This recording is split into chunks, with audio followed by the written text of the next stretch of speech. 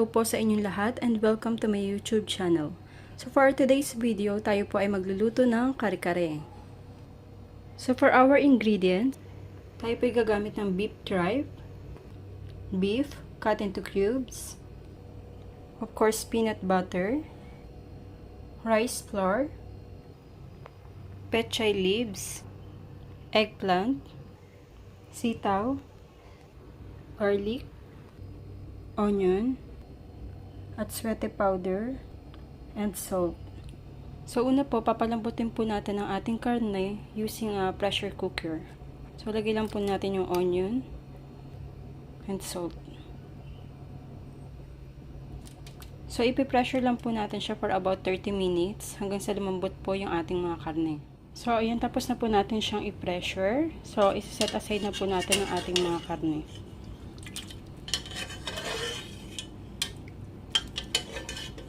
So, in another pan po, igigisa na po natin ang ating bawang.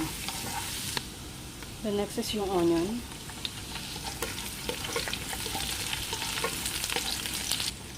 And then, lagay po natin yung ating atsuete.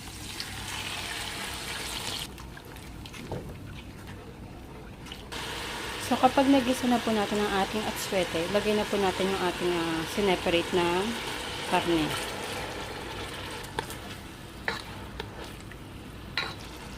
Lalagyan po natin ng isang beef cubes.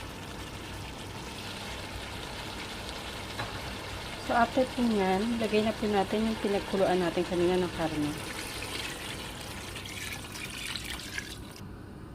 So after po natin malagay yung sabaw ng karne, tatakpan po muna natin siya hanggang sa kumulo. So ayan, kumukulo na po siya. So, ngayon lalagay na po natin ang ating peanut butter.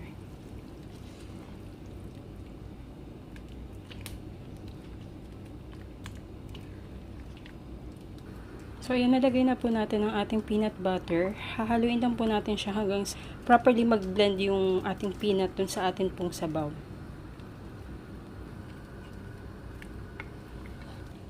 So, kapag kumukulo na po siya, pwede na po natin ilagay yung ating tinunaw na giniling na bigas or rice flour.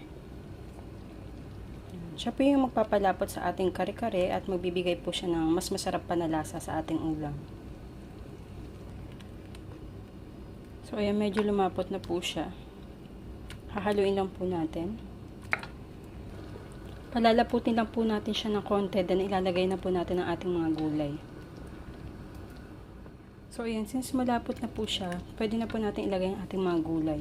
Lagay na po natin ang ating sitaw at ang ating talong. So, mas masarap po yan kung meron pong puso ng saging. But since wala po akong nabili, so, ito lang po yung mailagay natin na gulay. So, hihintayin lang po natin hanggang sa ma-half cook po yung ating mga gulay. So, kapag half cook na po ang ating sitaw at talong, pwede na po natin ilagay ang ating mga pechay.